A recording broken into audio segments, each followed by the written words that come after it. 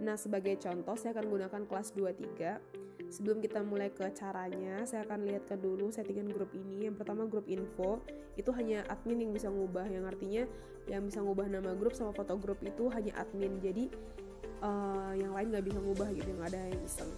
Kemudian pengaturan buat yang bisa ngirim pesan di grup itu juga hanya admin. Nah, ini berlaku ketika saya ngasih materi pelajaran sama ketika jam pelajaran udah berakhir, biar chat yang penting itu nggak tenggelam gitu. Nah, kita masuk ke caranya. Nah, ini ketika jam pelajaran mulai jam 10.15 pas saya ucapkan salam, kemudian mempersilahkan murid-murid saya ini buat mengisi daftar hadirnya sampai jam 10.30, yang mana itu 15 menit. Nah, biar mereka bisa nulis namanya di grup, otomatis settingan yang tadi, yang ini yang bisa ngirim pesan itu saya ubah jadi all participants gitu. Nah, oke kan, kemudian mereka bisa kirim pesan, kirim namanya sama 15 menit. Nah, kenapa saya bisa kasih waktu 15 menit kayak gini? Karena jadi jam pelajarannya itu rapet gitu loh. Kayak misalnya saya mulai jam 10.15. Nah, jam pelajaran sebelumnya itu dimulai dari jam sekian itu sampai jam 10.15 juga. Jadi saya nggak bisa terlalu strict gitu buat mereka biar harus masuk cepat, itu nggak bisa. Jadi harus kasih kelonggaran gitu, kayak 15 menit mereka masih bisa masuk.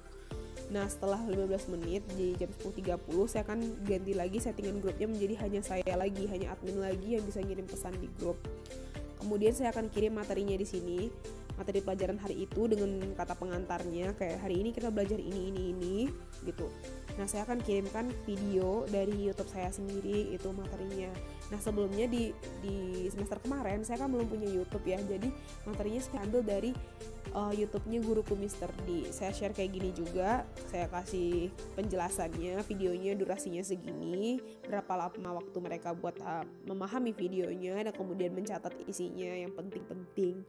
Nah, setelah mereka memahami sekitar 15 atau 20 menit, saya akan buka lagi komentar grupnya itu buat Q&A, kayak pertanyaan tanya jawab gitu. Pertanyaannya dari saya buat menguji apakah mereka benar-benar udah nonton videonya apa belum, udah memahami apa belum gitu. Nah, get ready for the Q&A gitu. Saya punya 5 pertanyaan. Yang pertama, what's the meaning of checking for understanding? Apa arti dari gitu. Saya tanya gitu, terus biar mereka bisa jawab, otomatis saya buka lagi settingannya. Jadi kayak buka tutup gitu loh. Saya buka lagi settingan chatnya dan mereka jawab. Pemahaman. Mengecek. Nah, ketika udah cukup buat pertanyaan 1, saya tutup lagi grupnya gitu. Jadi saya lagi yang bisa kirim pesan, kemudian saya bikin jawabannya agar mereka tahu jawaban mereka yang tadi itu benar apa enggak. Jadi saya bikin gitu jawabannya. Yap, checking for understanding artinya ini. Kemudian kita move on ke pertanyaan kedua. Saya kirim lagi pertanyaannya dan saya buka lagi grupnya dan mereka jawab begitu terus sampai 5 pertanyaan sih biasanya gitu. Nah, kalau mereka misalnya ada pronunciation yang salah juga saya benerin kayak gini misalnya. Nah, di pertemuan kedua ini sama, 15 menit awal itu buat ngisi daftar hadir. Setelah 15 menit itu saya kunci lagi grupnya menjadi hanya saya yang bisa mengirimkan pesan. Kemudian saya akan jelaskan apa yang akan dilakukan di pertemuan kedua ini. Nah, kebetulan di sini kita akan melakukan praktek speaking tentang checking for understanding. Saya akan kirimkan teks dialognya sama audio saya memperagakan dialog itu, kayak gimana pronunciation-nya gitu. Kemudian I'll choose 2 students to practice the dialogue. Jadi saya akan pilih 2 siswa secara acak untuk mempraktekkan dialog tersebut gitu. Nah, yang lain itu tunggu gilirannya. Nah, kenapa secara acak? Biar semuanya itu tetap sama grupnya. Jadi mereka nggak kemana-mana. Mereka akan bersiap-siap ketika namanya dipanggil dan mereka akan mempraktekkan dialog itu. Nah, ini dialognya. Dialog 1 itu antara Joe sama James. Kemudian ini audio saya. an eraser and a ruler, please? Nah, gitu. Mempraktekkan gimana cara pengucapannya. Nah, kemudian saya akan pilih satu tim yang terdiri dari 2 orang karena ini dialog ya antara 2 orang. Nah, the first team to perform the dialogue is Fadil Ahmad and Fairuz Nadifzi. Fadil is Joe, Nadif is James. Yang tidak memenuhi panggilan berarti nilainya minus. Come on Fadil, you first. Nah, ternyata si Fadilnya nggak ada di sini. Berarti dia kemungkinan cuman ngisi daftar hadir terus kabur gitu. Kemudian saya bilang gini, digantikan oleh Bagindo Abimanyu. Nah, si Bagindo ini mesti siap-siap. Oke nih, Bagindo sama Nadif udah masuk. Kenapa hanya mereka berdua yang di dalam sini bisa ngirim pesan?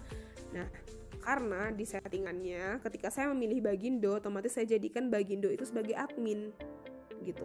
Saya jadikan Bagindo sebagai admin, sama temannya tadi siapa si Nadif, Virus Nadifzi itu juga saya jadikan admin, agar hanya mereka yang bisa ngirim pesan di grup gitu. Yang bisa mereka yang ngirim pesan di grup kayak gini. Jadi mereka berbalas-balasan gitu. Can you go to the bookstore and buy me a pencil, eraser, and Okay, wait, do you know? Yes, I know. Yes, you are right. You are welcome. Nah gitu. Terus ya kayak saya kasih kayak gini. Nah yang kedua itu tim kedua itu antara Al-Ghifari dan Kurnia, masih dialog yang sama. Nah kemudian ada dialog kedua, saya kasih lagi audionya contohnya. Nah antara Restu Fajar sama Dad, Adam. I can do my English. Yes, sir. Yes, I do. Good luck. Nah kemudian saya puji gini karena saya kasih gift lucu-lucu gitu. Nah gitu terus. Nah dialog ketiga, kemudian ini antara Arya Ardifa. Dear Ken, you help me too. Yes, mom. Will you buy me? Okay, mom. Alright. Karena hanya mereka berdua yang bisa ngirim pesan di sini, otomatis rapi dong gitu. Saya bisa lihat dialog mereka gitu. Yap, gitu. Di pertemuan ketiga itu masih sama, masih kayak nyuruh ngisi daftar hadir. Saya buka lagi grupnya biar mereka bisa ngechat terus. Nah, ini dia. Setelah 15 menit saya tutup lagi menjadi hanya admin yang bisa kirim pesan di grup. Kemudian di pertemuan ketiga ini, karena mereka udah 2 kali pertemuan itu memahami yang checking for understanding, di pertemuan ketiga mereka akan saya kasih quiz. Jadi kayak gini, kita akan ngerjain quiz di Quizizz gitu. Deadline-nya jam 12.30, jadi mereka ngerjain itu sejam gitu. Nah saya kasih aturannya, kerjakan dengan serius, kemudian ini baca soalnya dulu baru teksnya, kemudian jangan keluar karena menggunakan nama asli kayak gitu-gitu. Nah saya mengadakan quiznya itu melalui website yang namanya tuh Quizizz. Mungkin udah banyak juga yang pakai Quizizz. Nah di Quizizz ini bisa kayak live quiz gitu. Saya bisa ngelihat progres mereka itu gimana. Nah ini ketika 11.35 itu di 11.36 anak-anaknya udah masuk kayak gini tuh.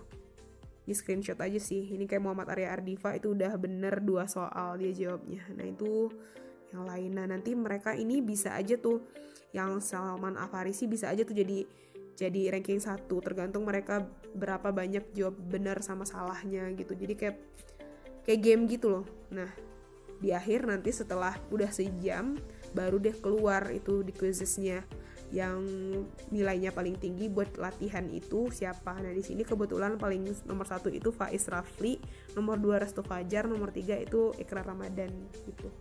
Nah ini ngerjain quiznya itu sama sejam. Nama aplikasinya Quizizz, bisa dicoba sendiri, bisa dicari juga tutorialnya di YouTube. Nah gitu aja caranya.